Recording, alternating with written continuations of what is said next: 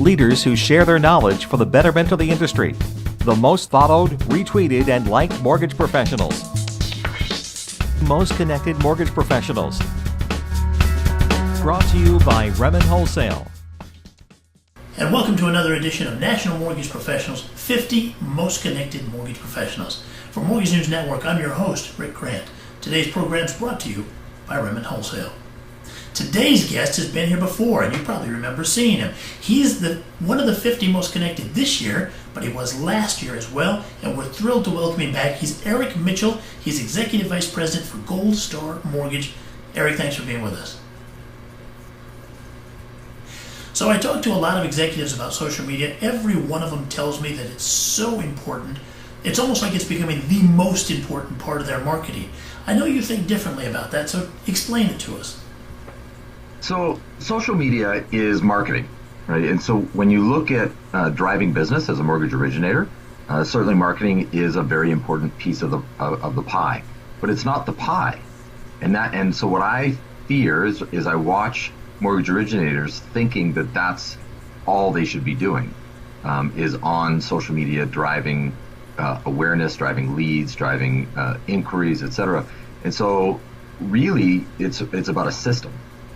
So if you get inquiries, if you get leads, if you get phone calls, but you don't have a system to deal with that, if you aren't functioning, as an example, if you aren't functioning your daily activities in a CRM, if you aren't adopting technology at just that basic level where all of your daily activities function in one place, in one CRM, then all of that effort, all of that energy towards driving leads is going to fall apart. There's no value to it, right? And so I think of it this way. If you put your activities into three different categories, three different sets of activities. So one set of activities is lead generation, right? You're generating leads. So on Facebook, on Instagram, you're out there, you're putting out a message, you're trying to get inquiries, you're trying to get a message out, you're trying to get leads of some kind, somehow, some way, right? But then the second bucket that you need to focus on is managing leads.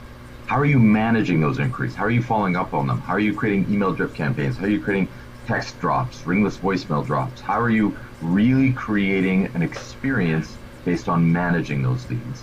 And then the third bucket is conversion. What's your strategy to convert the leads into actual business? Because I don't care how much your phone rings. If you don't convert them into actual transactions, it's all wasted energy. And so those are three different sets of activities. They're three completely different sets of activities. And as a mortgage originator, as a realtor, anybody in sales, you've got to be an expert at all three at the same time. Otherwise, you're just expending a lot of energy without any return on investment. Yeah, absolutely. What great advice. Now, all three of those areas that you described, it makes sense to me that social media would have some impact on it. So what can you tell us about how you integrate your social media marketing into your system?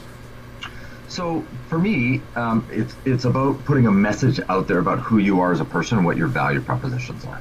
And so LinkedIn, let's start with LinkedIn. LinkedIn is for business professionals, right? And that is your resume to the world. And you should treat it as such. Now, not that you're applying for a job, but you are to your customers. You are applying to be the mortgage professional to your customers. You're applying to be the mortgage professional to your realtors, to your financial planners, to your CPAs, to your attorneys, to your insurance agents. That's the job you're applying for, and your LinkedIn profile should reflect that. You should be telling them what you do, what your value propositions are, why they should want to do business with you. If somebody's going to choose whether or not they're going to do business with you, typically one of the things that they're going to do is they're going to Google you. They're going to go to google.com and they're going to type in your name and they want to see what comes up.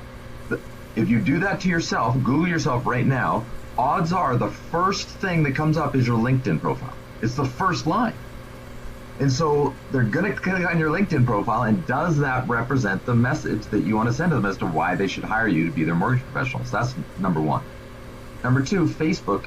Facebook is designed to be, in my opinion, it should be 80% personal, 20% business, right? And I see so many sales professionals thinking their Facebook is 100% professional, and nobody looks. There's no value to it because nobody's looking. Look at the engagement. There's complete lack of engagement. And so your Facebook should, in my opinion, should be designed to humanize you. Who are you as a person? Who are you as a spouse? Who are you as a parent? Who are you as a member of the community?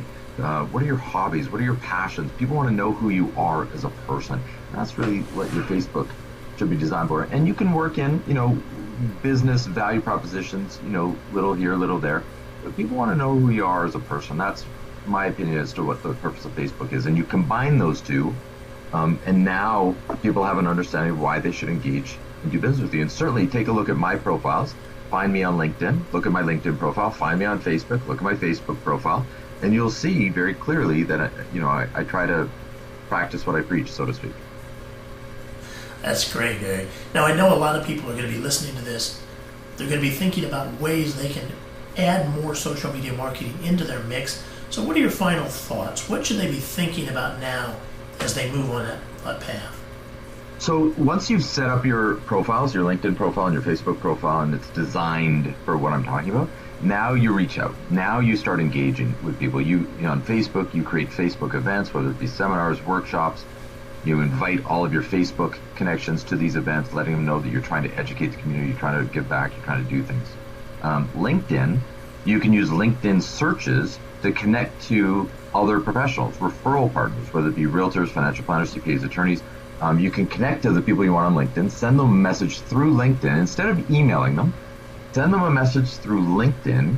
All spam filters recognize a LinkedIn message as a valid connection, and it bypasses spam filters.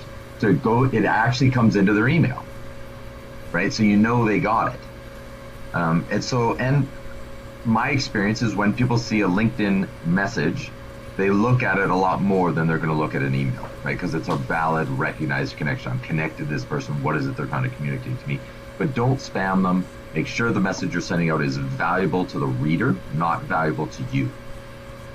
You want to create engagement. You don't want people opting out of your messaging, and then create a system so that it's consistent. Don't do it once a year. Don't do it once in a while. Don't do it sporadically. Do it systematically. It's about generating leads, managing those leads effectively, and then converting them into actual business. I love it. Eric, thank you so much for being with us. Absolutely. Thank you. We've been visiting with Eric Mitchell. He's the Executive Vice President of Gold Star Mortgage. He, again, one of our 50 most connected mortgage pros. I want to thank our sponsor, Remen Wholesale. Thank you for joining us. And until next time, thanks for watching Mortgage News Network.